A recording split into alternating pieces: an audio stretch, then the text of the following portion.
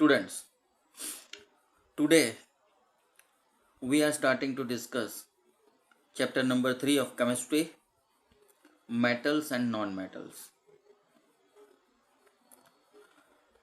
Now, take a look of what are elements. You have already discussed that elements, compounds and mixture in standard 9. So at that time, elements are of three types: metals, semi-metals or metalloids, or non-metals. Metals are of two types, solid and liquid, and non-metals also are of three types, solid, liquid and gaseous. So here is the classification of elements: metal, metalloids and metals. The whole periodic table is divided into three categories: metals, metalloids and non-metals.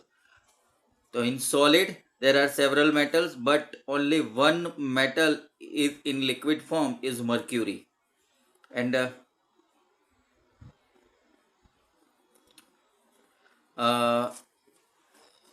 in non-metal, only bromine is the element is in liquid form. It is non-metal.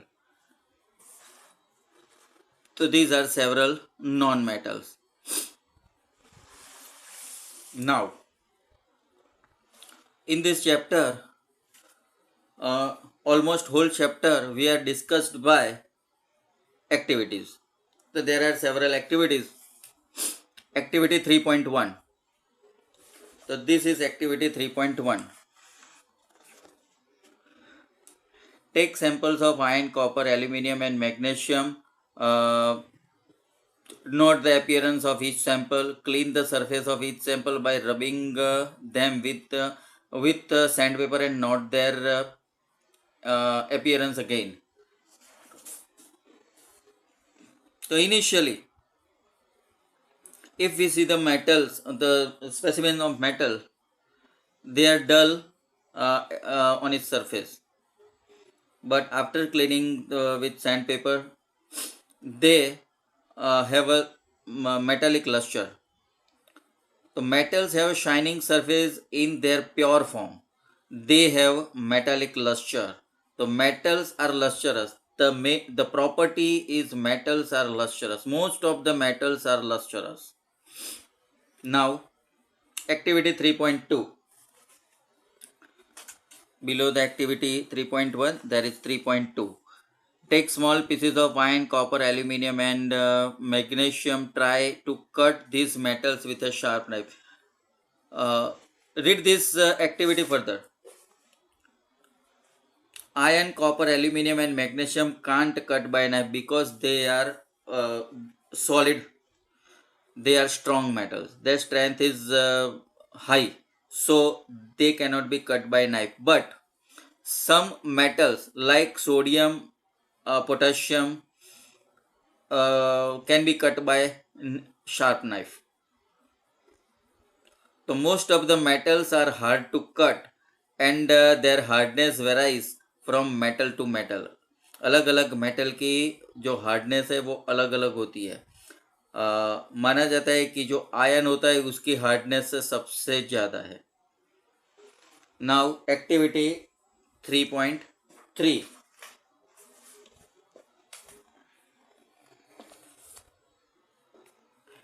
Activity 3.3.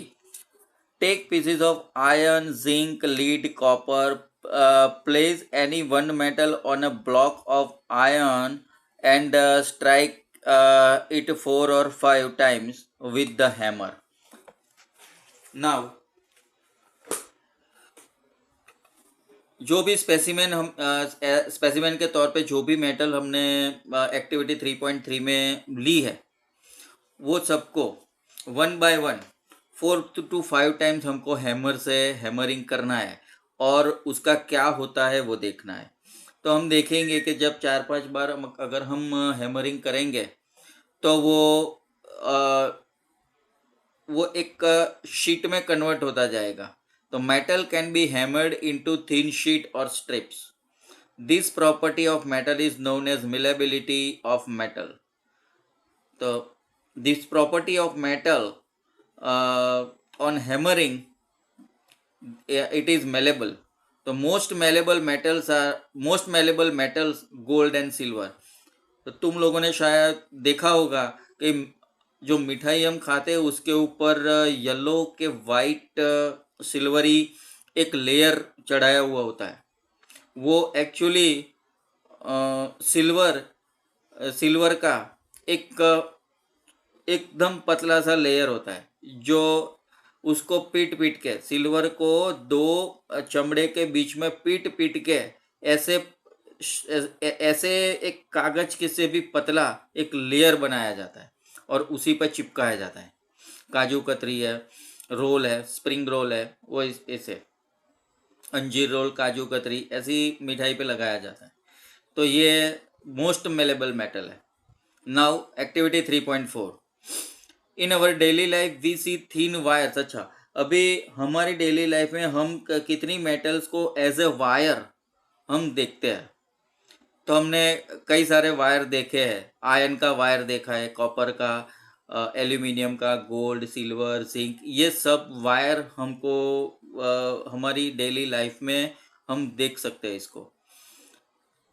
तो metal की ये जो ability है जिससे हम wire draw कर सकते हैं, तो फिलामेंट बना सकते हैं, इट इज कॉल्ड डक्टिलिटी। जैसे वो मेलेबिलिटी है, यहाँ पे डक्टिलिटी है। डक्टिलिटी से हम इसको खींच के वायर बना सकते हैं। But most ductile metal is gold. Why? ऐसा माना जाता है कि गोल्ड के 1 ग्राम जितना हम गोल्ड लेते हैं तो उसमें से करीबन 2 किलोमीटर लंबा वायर बना सकते हैं हम। हमारा जो हेयर है उससे भी पतला वायर हम उसमें से ड्रॉ कर सकते हैं। तो is the most malleable metal is gold. Due to malleability and ductility metals can be given different shapes. तो कई शेप में हम उसको कन्वर्ट कर सकते हैं due to malleability and ductility. Now हम देखते हैं कि कंडक्शन, हाँ, हीट कंडक्शन देखते हैं। तो अलग अलग मेटल का रोड लेते हैं तो उसमें हीट कंडक्ट होती है कि नहीं, इस तरह से चेक करते हैं। यहाँ पे जो वायर लिया गया है वो मेटल, कोई भी मेटल लगा वायर हो सकता है, कॉपर हो सकता है, आयरन हो सकता है, एल्यूमिनियम का हो सकता है, कोई भी हो सकता है। इसको एक स्टैंड में फिक्स किया गया है और यहाँ पे एक वैक्स से एक पिन लगाई गई है और यहाँ से हम इसको हीट देते हैं बर्नर से। तो होगा क्या, थोड़ी देर में ये वैक्स है वो मेल्ट हो जाएगा और पिन नीचे गिर जाएगी। उसका मतलब क्या हुआ कि हीट धीरे धीरे धीरे धीरे स्प्रेड हो रही है। मतलब कि ये जो वायर है वो हीट का कंडक्टर है, कंडक्टर ऑफ हीट। तो most of the metals are heat conductors. Now metals are good conductors of heat and have a high melting point. अगर टेम्परेचर उसका देखा जाए तो बहुत हाई रहता है।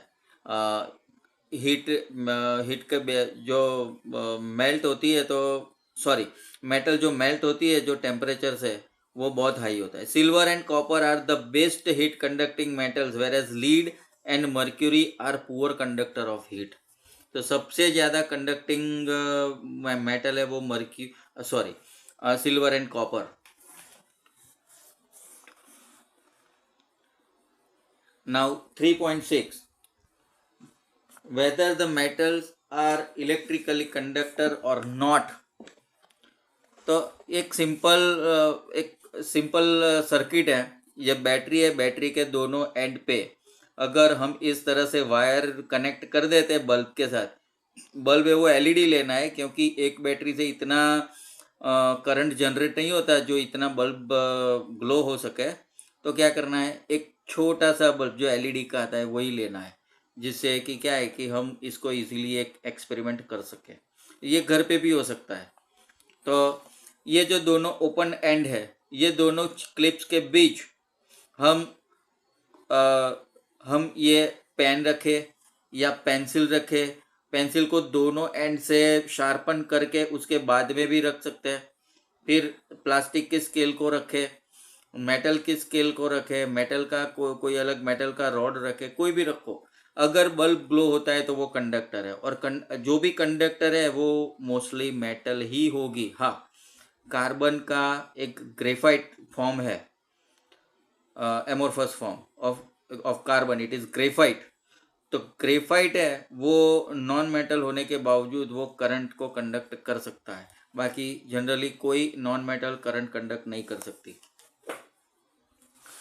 So this experiment shows that metals are good conductors of electricity.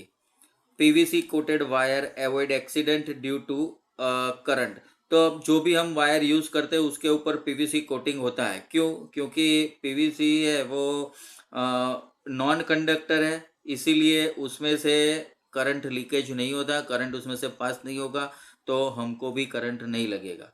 Wire itself formed of copper metal और aluminium metal. तो वायर है वो कॉपर या तो एल्यूमिनियम का हो सकता है।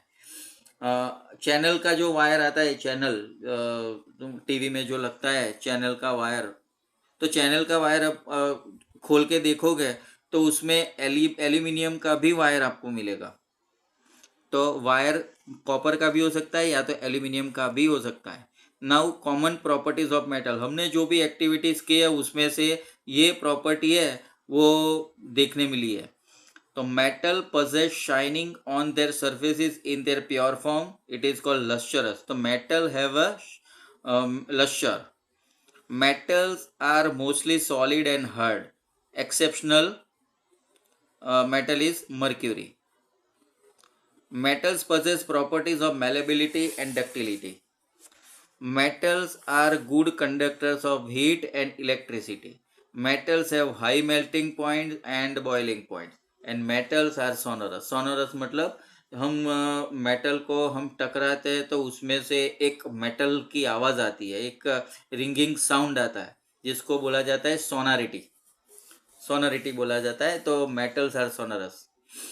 नाउ एक्टिविटी 3.7, ये जो हमने ऊपर जो एक्टिविटी की है 3.1 से लेके 3.6 तक, वो सभी नॉन मेटल के साथ भी करनी है और उसका जो प्रॉपर्टीज है वो डिराइव करना है, बराबर। तो हम common properties of non metal इस तरह से हम ये एक्टिविटीज से हम डिराइव कर सकते हैं। Non metals are mostly non lustrous, as for example exceptional case iodine. Iodine is a non-metal but it is lustrous, only it is non-metal in lustrous. At a room temperature they may be in solid, liquid and gaseous. Metal सिर्फ दो form में मिलती है, solid और liquid, but non metals है वो solid, liquid और gaseous तीनों फॉर्म में मिलती है। They have lower boiling point और melting point in comparison to metal. तो मेटल के कंपैरिजन में मेल्टिंग और बॉइलिंग पॉइंट बिल्कुल लोअर होते हैं, लेकिन एक्सेप्शनल केस में डायमंड, तो diamond has a high melting point. It is the crystalline form of carbon. They do not possess malleability and ductility. तो मेलेबल भी नहीं है, डक्टाइल भी नहीं है, क्योंकि अगर इसको हम हैमरिंग करते हैं या उसको खींचने की ट्राई करते हैं तो वो टूट जाती है, इसीलिए वो ब्रिटल है। दे आर नॉन सोनरस, उसका रिंगिंग साउंड आता ही नहीं है क्योंकि वो टूट जाती है टकराने से। They are brittle in its solid state. Now कुछ एक्सेप्शनल केस हमने डिस्कस किए, लेकिन यहाँ पे मैं अलग से लिखे हैं। तो एक्सेप्शनल केस में क्या है, एक्सेप्शनल मेटल्स, तो मेटल में exceptional case, mercury is only metal which exist in a liquid form at room temperature. Second, metals like gallium and caesium have a low melting point. तो ज़्यादातर metal high melting point possess करती है, लेकिन ये जो gallium और caesium है वो रूम टेम्परेचर से थोड़े ज़्यादा टेम्परेचर में ही वो मेल्ट हो जाती है। अगर हम उसको हाथ में भी लेते हैं तो भी वो मेल्ट हो जाती है। Alkali metals like lithium, sodium and lithium and sodium are very soft, hence they can be cut with knife. तो सोडियम एंड पोटेशियम ऐसी मेटल्स है वो सॉफ्ट है, ज़्यादातर मेटल्स हार्ड होती है, लेकिन ये दोनों सॉफ्ट मेटल है जो नाइफ से भी कट हो सकती है. Non metals, the bromine is only non metal exist in liquid form at room temperature. तो एक अकेली ब्रोमीन ऐसी नॉन मेटल है जो लिक्विड फॉर्म में रूम टेम्परेचर पे वो मिलती है. Iodine is only non metal with lustrous surface, जो हमने आगे डिस्कस कर लिया. The diamond and allotrope of carbon has high melting point and is hardest naturally available form. तो कार्बन है वो नॉन मेटल है, उसका एक एलोट्रोपिक फॉर्म है वो डायमंड है. तो डायमंड है उसका मेल्टिंग पॉइंट बहुत हाई है और वो हार्डेस्ट नेचुरली अवेलेबल सब्सटेंस है. And graphite, it is another allotrope of carbon, is only non metal which conduct electric current. तो ये नॉन मेटल के एक्सेप्शनल केस है. Now activity 3.8. तो एक्टिविटी 3.8. अच्छा ओके, एक्टिविटी 3.7 के नीचे, एक्टिविटी 3.7 के नीचे एक टेबल है, टेबल नंबर 3.1. तो ये यहाँ है table number table number 1, text book page number 39. तो यहाँ पे अलग अलग एलिमेंट लेके ये टेबल कंप्लीट करना है. तो एलिमेंट में मैंने यहाँ पे कार्बन लिया है, कार्बन का ग्रेफाइट फॉर्म, कार्बन का डायमंड फॉर्म, सल्फर, आयोडीन और एक मेटल ली है सोडियम, और कंपैरिजन की है. तो यहाँ पे टेबल है वो हॉरिजॉन्टल लिखा है, मैंने वर्टिकल लिखा है. इतना ही डिफरेंस है क्योंकि टेबल में जो बॉक्सेस है वो बहुत ज़्यादा है, इसीलिए वो हॉरिजॉन्टली नहीं आ सकते थे, तो मैंने वर्टिकली लिया है. तो एलिमेंट कार्बन सिंबल दिए है और टाइप ऑफ सरफेस तो नॉन लस्चरस, लस्चरस, ये जो सल्फर है वो नॉन लस्चरस, आयोडीन लस्चरस है, सोडियम है, आयोडीन नॉन मेटल है लेकिन सोडियम मेटल है, लस्चरस है. हार्डनेस में देखा जाए तो कार्बन का जो ग्रेफाइट है वो हार्ड है, कार्बन का जो डायमंड है वो हार्ड है, सल्फर है लेकिन सॉफ्ट है, आयोडीन है वो सॉफ्ट है, लेकिन सोडियम मेटल होने के बावजूद भी सॉफ्ट है. तो यहाँ पे जो मैंने क्रॉस की है वो मेलेबल, यहाँ पे मेलेबिलिटी है तो क्रॉस किया है वो नहीं है, यहाँ पे नहीं है, यहाँ पे नहीं है, यहाँ लेकिन यहाँ पे है, मेलेबल है, क्योंकि हम उसके मेटल है तो हम उसके स्ट्रिप या उसके जो शीट है वो बना सकते हैं. डक्टिलिटी में ये नॉन मेटल से इसीलिए डक्टाइल नहीं है, लेकिन ये मेटल इसीलिए डक्टाइल है. हीट कंडक्शन, तो ये नॉन मेटल है इसीलिए हीट कंडक्ट, अच्छा ग्रेफाइट नॉन मेटल इसीलिए हीट कंडक्शन नहीं है, लेकिन ये सॉलिड है इसीलिए हीट कंडक्टर है. यहाँ पे electrical conduction, graphite exceptional case में हीट कंडक्टर है और मेटल तो हीट कंडक्टर है ही, इलेक्ट्रिक कंडक्टर सॉरी. और सोनरिटी तो कोई भी नहीं है क्योंकि ये सॉफ्ट मेटल है, तो सॉफ्ट मेटल होती है वो तो उसको सोनोरस नहीं होती. और फिर हम अपने यहाँ पे जो एक्टिविटी 3 पॉइंट है उसमें आ जाते हैं. 3.8 एक्टिविटी है, उसमें